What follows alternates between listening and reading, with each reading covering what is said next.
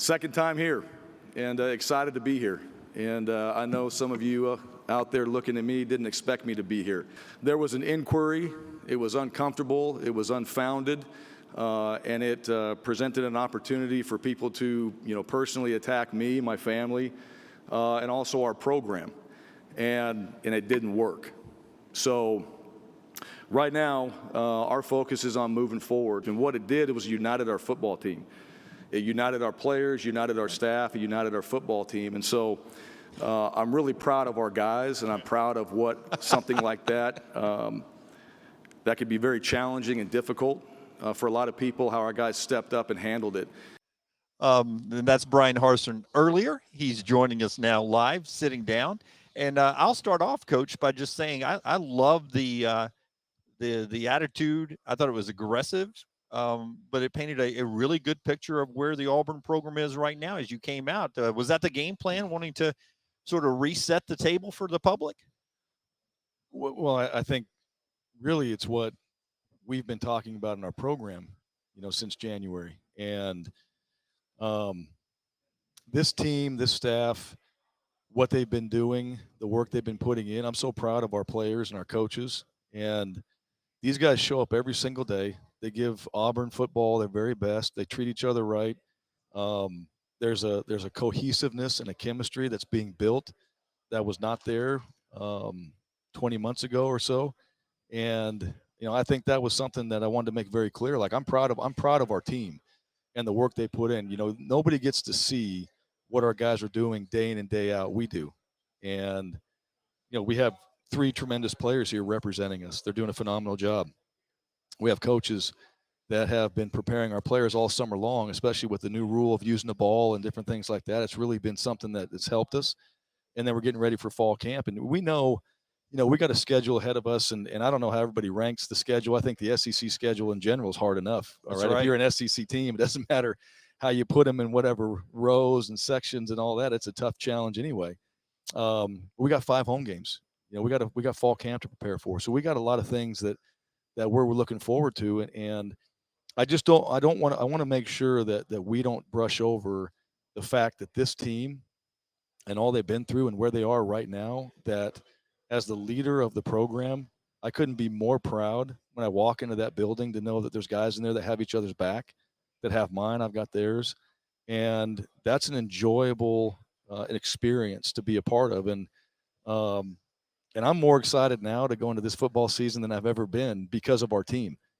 Football is, I've always loved it, but it's because of the people in that building and these players. And we want to do everything we can to help them be successful, because that is our job. Our job is to make sure that our players achieve their goals and dreams. That's why we're there. We're going to win football games doing it, but they have 3.5, 4 years to do something spectacular, and we have to help them do that. And so we want to make sure that we're doing it every single day, and our players get the best from us. You mentioned those 3 guys. One of them, Derek Hall, sat down with us earlier. You're right. We don't know what's going on inside your program, because he talked about the program where you're throwing them in a pool with sweats on.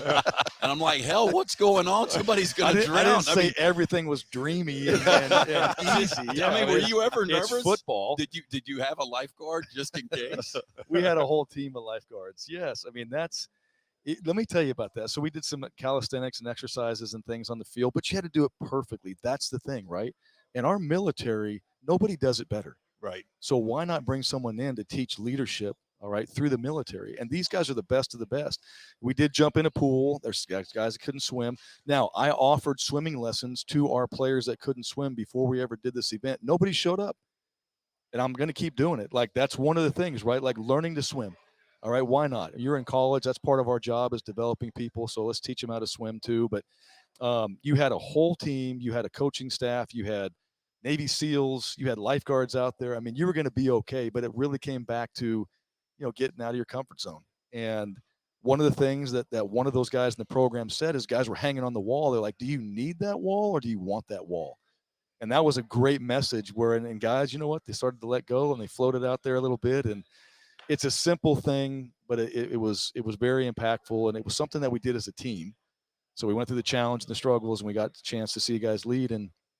But it's football. It's going to be hard. It's challenging. This is what we're teaching every one of our guys is how to be better leaders and how to be a better teammate and all that stuff. And that will show up when it's time to play. When you looked at where you thought you would be at this point, are you there? Are you ahead of schedule? Maybe a little bit behind? I mean, every coach has a plan. Where are you on that plan, you think? Yeah, I don't really ever gauge. Like, I gauge it based off what we're doing day in and day out. I gauge it off of the accountability report that I get every day. All right, everybody's going to class. Everybody's going to see their tutors and strategists. Everybody's on time. So every morning, every lift, I get a text message from some of our development team. Everybody's here. Everybody's here. Everybody's here. I get 4 of those a day. Academically, I get a report every single day. Everybody made it. I mean, to me, like that's the progress you want to make in your program, at least as a head coach, on a day-to-day basis. Because I can say, yeah, we're right where we want to be, and then the next day we got 16 guys that don't show up for something. Right. Well, then we're not where we want to be. And so to me, it's the day-to-day. That was the want to know, like, just it's today. We know we want to go. We want to win a championship. We want to have a program that represents Auburn University in a first-class way. We want to have integrity, and we want to graduate every single player. That's where we want to go. How we do it every single day and create that environment every day, that's what matters. The culture is a byproduct of what you do every single day. You don't just have it and all of a sudden we're good.